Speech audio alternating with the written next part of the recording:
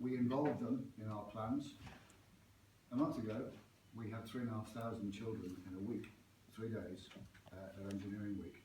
What we didn't know, and sometimes this comes out of the woodwork, that there are children that have become engineers because of engineering week, which is really what it was all about.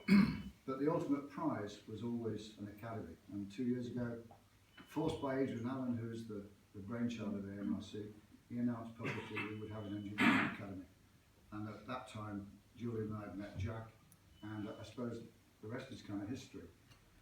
But I just think nowadays that we need to have our children career-based, not just educated, that they come out with some desire and ambition to do something with their lives. And again, the conversation this morning was just that we don't want children just educating and just flooding onto the streets looking for a career.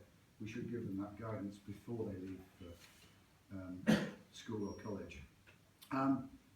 The journey for me was a white knuckle ride for AMRC, because I remember going to the reception in London with Alan Pickering and other colleagues and being told by a guy called Charles Parker that this thing will take over your lives, and at the time you think, bullshit, do that in our sleep. And then you realise just how much it takes to get the show on the road. And I can't say it hasn't been a great journey. I've met some great people through that journey. So if we go back 2 years, we met Jack. Jack came across, had a chat with me about what a UTC should be about.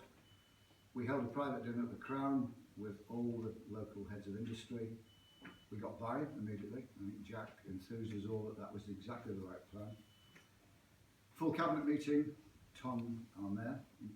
By the way, I forgot to mention, good morning, Mr.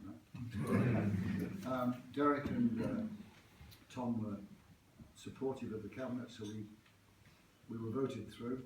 Jim Dillon found the funding for us to employ our consultants. Is that third a camera? I'm busy. So we funded our application, and I think I've said this publicly before, I think one of the worst I've been interviewed, if not interviewed a lot of times, but presented a lot of times to quite large audiences. I think the interview we had with Richard Smelt, Dave Kelly, Alan, Bonnie Hodge at Sheffield was one of the most unusual I've ever had in my life. It was a panel of people who didn't smile, and didn't say anything, in fact, except ask questions. Allegedly, a guy called David Goff, who was our project director